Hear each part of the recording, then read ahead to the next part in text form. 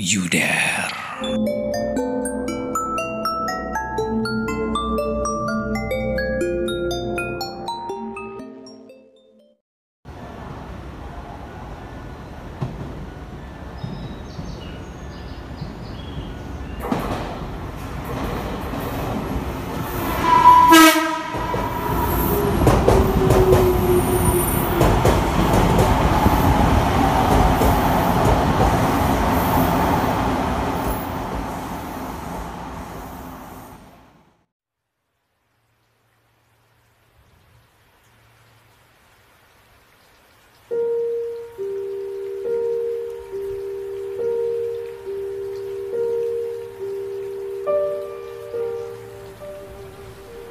Malam itu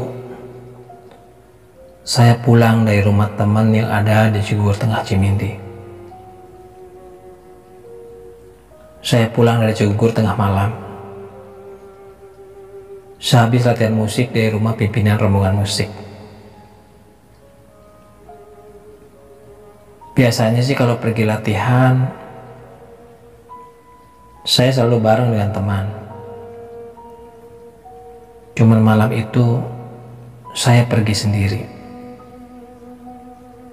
karena teman saya sakit demam katanya. Saya pulang ke daerah Gunung Batu. Karena saya pergi latihan gak pakai motor, saya pulang jalan kaki.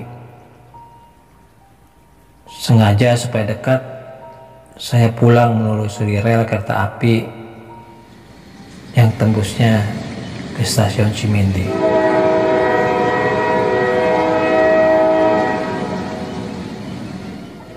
Waktu itu malam Selasa. Saya jalan kaki sendiri tanpa rasa takut, meskipun waktu itu baru pertama kali saya pulang berjalan menelusuri rel kereta api. Dalam pikiran saya,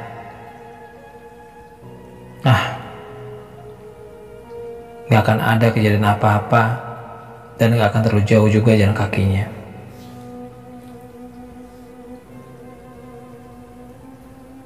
Selagi saya dengan santainya jalan kaki, tiba-tiba terdengar ada suara dari arah rel kereta api. Terdengar dengan suara samar-samar, seperti suara seorang laki-laki yang minta tolong dengan suara yang serak dan meringis.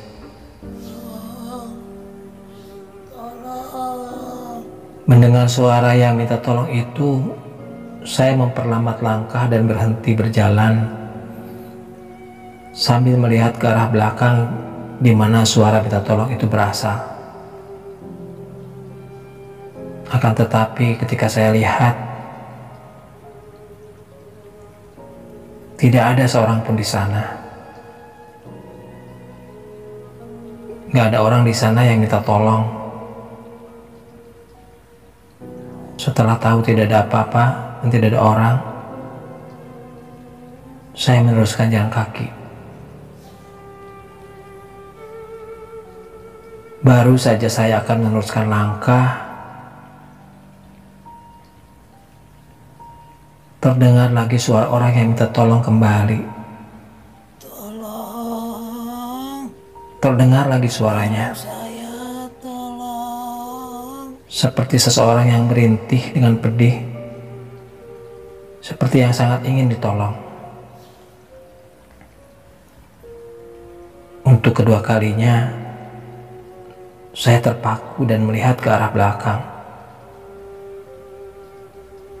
Akan tetapi sama seperti sebelumnya. Tidak ada seorang pun di sana.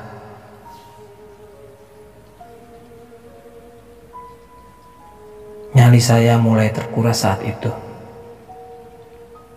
Lambat laun, ketakutan mulai muncul dalam hati saya. Hawa dingin berbau mistis mulai muncul di sekitar saya. Sebab sudah 2 kali terdengar ada orang yang minta tolong, tetapi tanpa wujud yang nyata.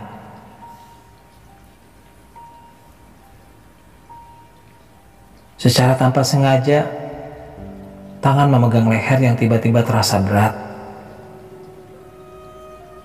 Terasa bulu kuduk semua berdiri dan disertai rasa dingin. Kembali teringat dari kepala rombongan pada waktu saya berpamitan mau pulang dari rumahnya.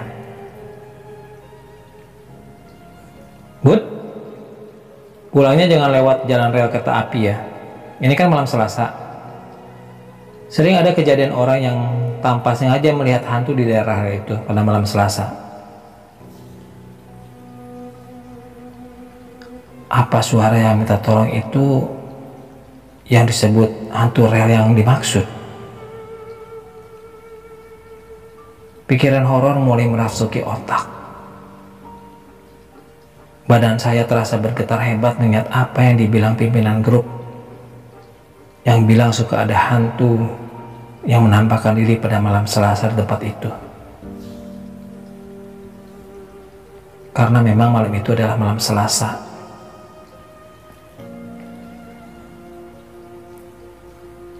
Di saat saya melamun dan berpikir seperti itu, terdengar lagi suara orang yang minta tolong tadi. Saya kembali melihat ke belakang. Dan saat itu, sekarang terlihat di atas rel, terlihat ada orang yang sedang tengkurap. Kepalanya mendongak ke atas dan tangannya mencoba menggapai-gapai ke arah saya. Melihat itu, perlahan hilang rasa takut dan muncul rasa kasihan sama orang yang sedang merintih kesakitan minta tolong, yang sedang tengkurap di atas rel. Jelas, itu orang yang mengharapkan pertolongan dari saya. Pelan-pelan saya menghampiri orang itu sambil saya pegang tangannya. Maksudnya, saya mau menolong supaya orang itu bisa berdiri. Aduh, Bapak kenapa? Apa yang terjadi? Yuk berdiri, sini saya tolongin. Sudah lama saya di sini, Mas. Tapi tidak ada seorang pun yang mau menolong saya. Oh, kok orang pada tega ya, Pak? Sudahlah, mari saya bantu, Pak. Jalannya biar saya bopong. Justru saya sudah tidak bisa jalan. Memang kenapa Bapak sampai tidak bisa jalan? Kan badan Bapak tinggal sepotong. Dari pinggang sampai ke bawah sudah tidak ada. Sehabis orang itu bicara seperti itu, saya langsung melihat ke arah badan orang itu. Saya langsung kaget luar biasa. Pas saya lihat ke arah badan orang itu, badannya hanya separuh. Dari pinggang ke bawah sudah tidak ada, dan sudah tidak ada kakinya. Rasanya seperti terkena petir. Spontan saya langsung melepaskan tangan orang itu. Terlihat dari pinggang yang tinggal sepotong, berlumuran darah merah segar. Saya langsung berdiri dan terpukau kaget dengan kejadian itu. Pada saat saya berdiri bergerak mundur, saya lihat orang itu tersebut bergerak ke arah saya. Saya bergerak mundur terseok-seok dengan maksud buat menjauh. Bertambahlah jelas sekarang. Selain badannya yang tinggal sepotong, wajah orang itu pun penuh dengan darah.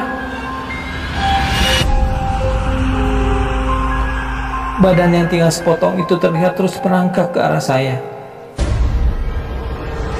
Saya bergerak terus menjauh. Rasa takut semakin menjadi, apalagi setelah tahu orang yang minta tolong tersebut bukan orang, tapi hantu rel. Saya langsung membalikkan badan dan langsung lari meninggalkan hantu rel itu. Lari potang-panting, sebab saya merasa hantu rel tersebut terus-menerus merangkak dengan cepat mengikuti saya. Akhirnya saya sampai di pertigaan Cimindi. Kebetulan di daerah itu ada pangkalan ojek. Saya lari terbirit-birit menghampiri tukang ojek yang saat itu masih mangkal. Dengan terengah-engah saya menceritakan kejadian tersebut ke tukang ojek. Dengan nafas yang hampir habis, saya cerita ke tukang ojek. Aduh. Ngapain mas? Motor lagi diem ditabrak. Ada apa? Aduh mas, saya dicegat hantu barusan. Dicegat hantu di mana? Di sebelah barat mas. Oh, beraninya lewat jalan sana sendirian. Ini kan malam Selasa lagi. Sering ada penampakan di rel itu. Tukang ojek percaya dengan cerita saya. Sebab kata tukang ojek, sudah ada beberapa orang yang mengalami hal yang sama di rel itu. Melihat penampakan itu hantu rel.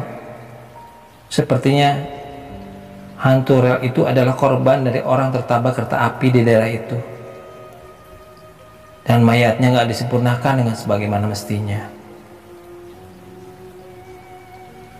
Yang akhirnya sering menampakkan diri untuk kita tolong ke orang yang kebetulan lewat di daerah itu. Akhirnya saya pulang ke Cimindi pakai ojek karena tenaga sudah habis terkuras pada saat lari terbirit-birit tadi.